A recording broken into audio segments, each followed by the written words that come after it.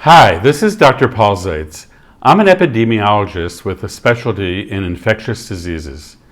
I played a prominent role in the global effort to curb the AIDS, TB, and malaria pandemics. Today, we face a critical global health challenge with the COVID-19 pandemic.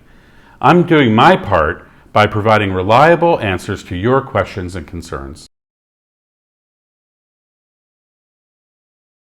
Unfortunately, I find that really to be a very disappointing and disturbing stance that the president has taken.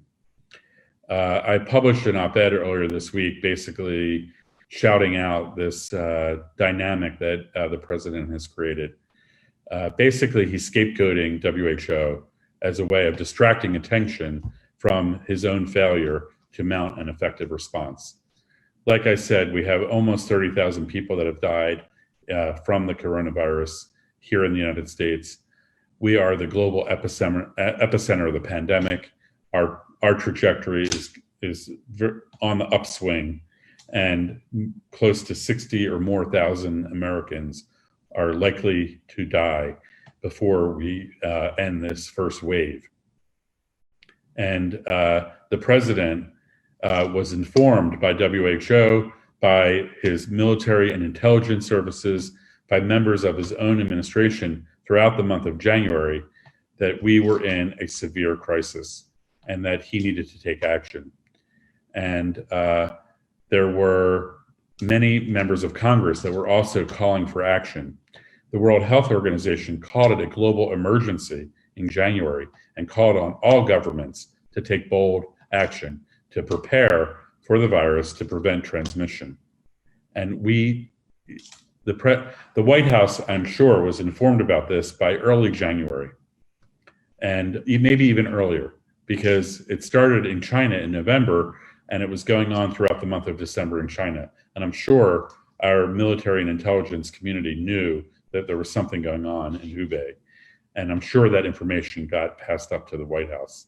Guaranteed, having worked in the government and having worked at that level, I know that there are confidential circuits of information, and I know for sure that that information was transmitted. We don't know what we don't know about how that actually happened, and we probably never will. But I guarantee you that highest levels of government knew about this from late December, early January on. And then there was this idea that it wasn't going to affect us, that it wasn't going to be bad here, that we could wish it away. And now the information is coming out that there were widespread alarm amongst officials within the government. Meanwhile, the president didn't get serious about doing anything until mid-March. He brought in Dr. Fauci, he brought in Ambassador Birx, finally some public health experts who know how to handle these viruses.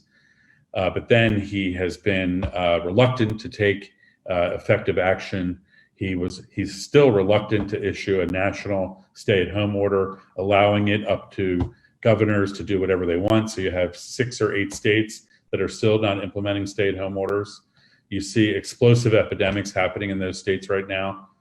You see the call from governors to have a national procurement system to set up for testing kits, personal protective equipment, ventilators, and other supplies that are needed. He has refused to do that, creating havoc and competition unnecessarily.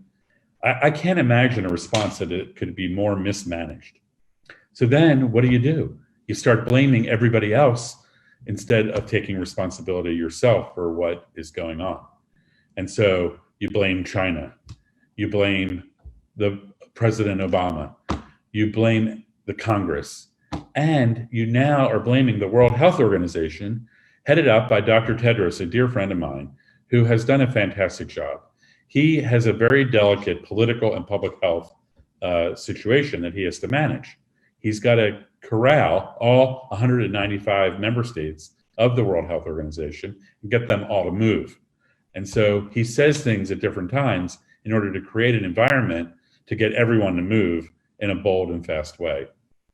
So he may have made a couple mistakes in how he framed the mobilization with China, but he had a WHO team of experts go into China in February and learned in detail what was actually going on. And he studied and actually was able to provide a roadmap for how you actually solve the problem. Because China had a raging epidemic in Wuhan, and they were able to rapidly bring it down under control with under 4,000 deaths that have been reported. I mean, we are already at 25,000 deaths. So we have nothing to gripe about. We should be focusing on saving lives right here in America. And so I think the dynamic is a typical one that we've seen from President Trump. I call it the dead cat syndrome. He throws a dead cat on the table, and we all go, how crazy is that? How bizarre, how wrong is that? And meanwhile, it's a distraction technique. He controls the news cycle with that. And we forget that over 2,000 people died of coronavirus today. And it's the number of deaths per day are going up. And it distracts us from the fact that he has failed the American people, and he is failing to save lives even right now.